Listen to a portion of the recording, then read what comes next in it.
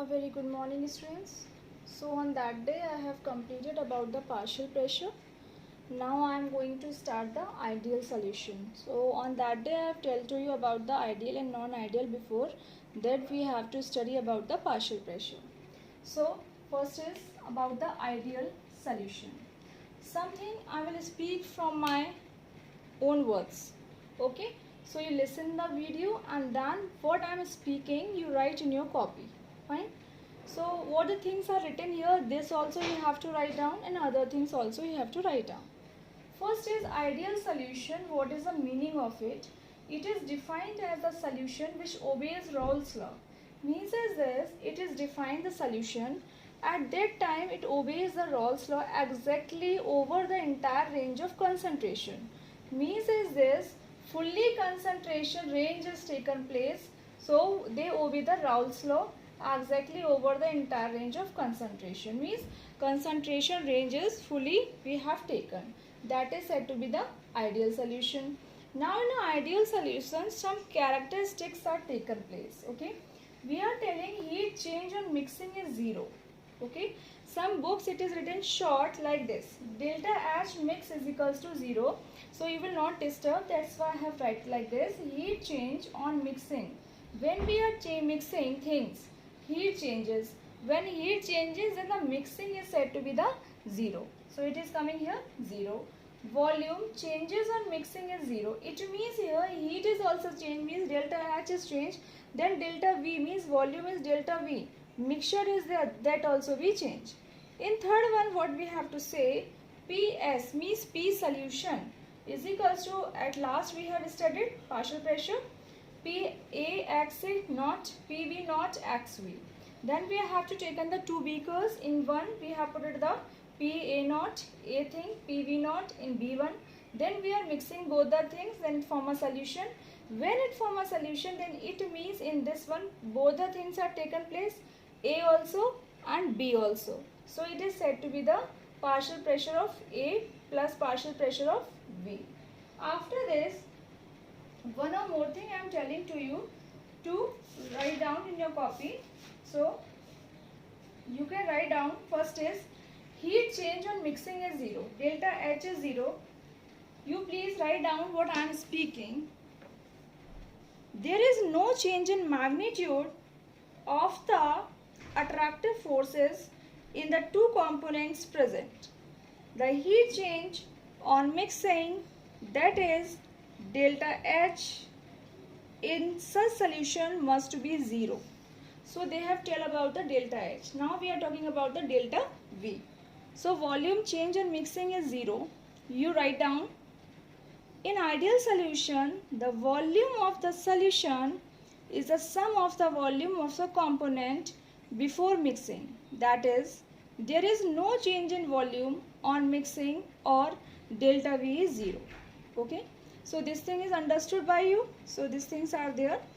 And now, after this, we are telling to you about the graph also. Okay. So first of all, we have to complete these things, and I have told to you about the what the things you have to write down in H also, in V also. From I repeat now, that thing you write in your copy.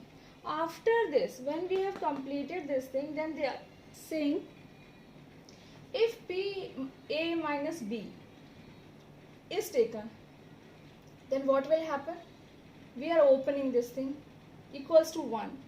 When we are using equals to 1, at that time A minus A will be there, B minus B will be there. Then volume of solution will not change. If the condition will come like this, A, B, B, at that time in the volume, so what will happen? There is no change in the volume of the solution. So what we have to change, what we have to say, delta V mix is not equals to change. It means volume will not change. So in a note you write down, A, B interaction is exactly equal to, the AB is there, which is equals to, that is AA and BB interaction. AB, both are there, it interact and form AA, BB interaction. Then we have taken some values of A and B. AA, BB and common we have taken, it is 2A minus B. because 2a is here, 2b is here, that's why we have put it here 2.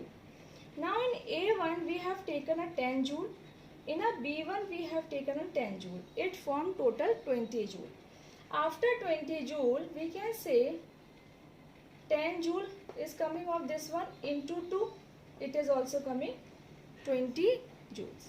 After this, some examples are written here of the ideal solution. That is N-hexane and N-heptene.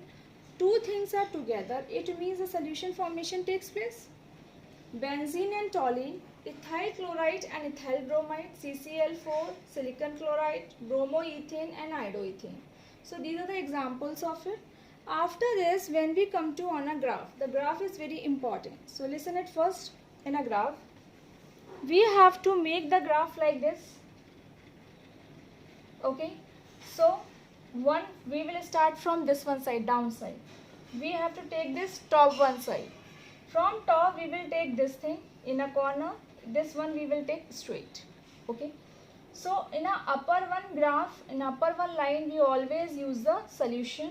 In second one line we are using a B, in third line we are using a A. So here we have used partial pressure of A, partial pressure of B, total vapor pressure of solution. Here we are using vapor pressure which is going upside. It is taken here, x A is equals to 1, x B is equals to 0.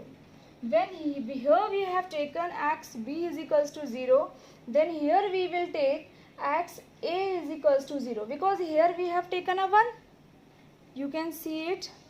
Here we have taken as a 1, x B taken as a 0. In this one, x A will 0 and x B is equals to 1. Till here understood? So this is the graph, and by this graph you please write down the ideal solution. One time more you can check it, and then I am showing you fully. So till here you can complete it in your copy. Next lecture I will start the non-ideal solution. Thank you students, and please write down these all things in your fair copy.